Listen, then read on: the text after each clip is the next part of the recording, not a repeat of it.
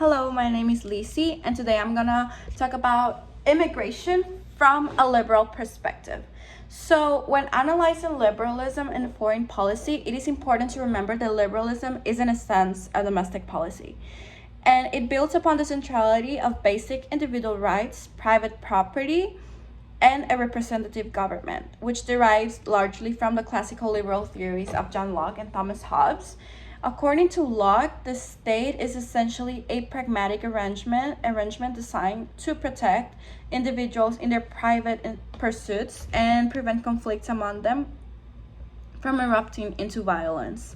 Both Locke and Hobbes agreed that people do not unite under a government to fill their lives with a new purpose, but they unite under a new government that can protect their individual rights so that they can pursue the goals they already had before they enter the state. So when we talk about this, I can see that this is an argument for open borders and free migration.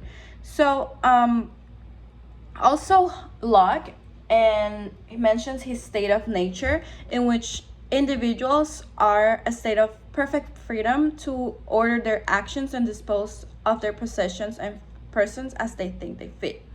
In the state of nature, we can see the function of the state is solely to enforce the rights of the individuals who are residing within a certain territory. However, prohibiting people from entering this territory just because it's not the land of their birth, it's not part of the state's legitimate mandate.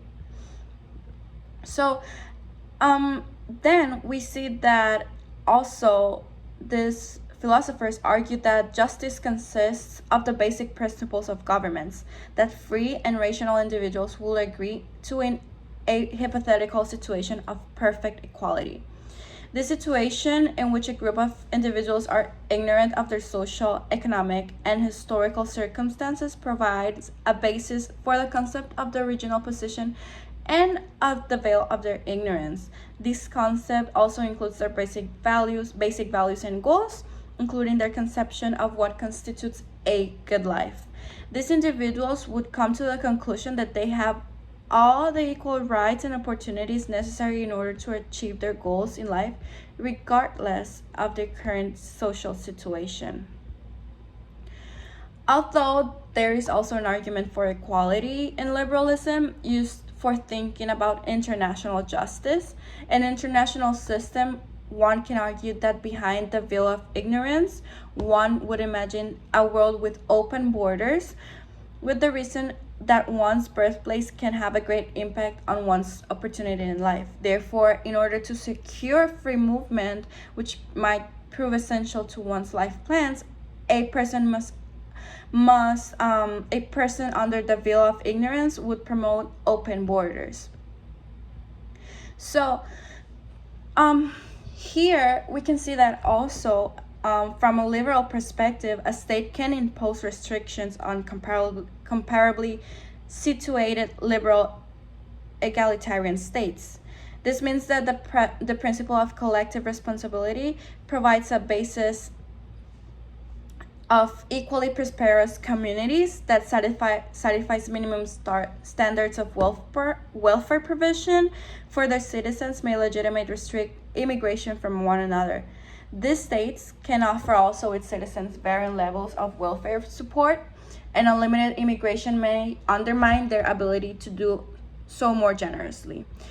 So we can see that the liberal notion of the liberal motion and its moral standing in the world is from arguments about the primacy of community and culture, in contrast to some non-liberal defenses like in realism and other non-liberal perspectives that they are centered into ideas. The first one is that a country meeting the needs of its own disadvantaged citizens before the needs of the disadvantaged foreigners is justifiable.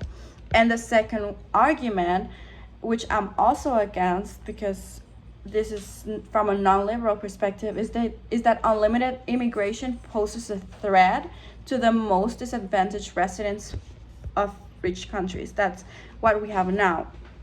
That everybody argues that immigrants are a threat for our national security, which we can make a comparison between one's family and people outside the family, expecting that we give enormously more attention to kin than we do to others. However, by doing so, we do not imply that our relatives are morally superior to other people.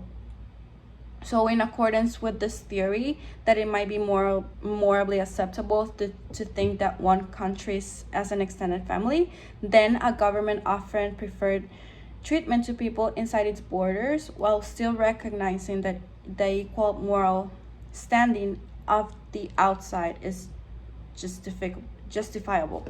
Thank you.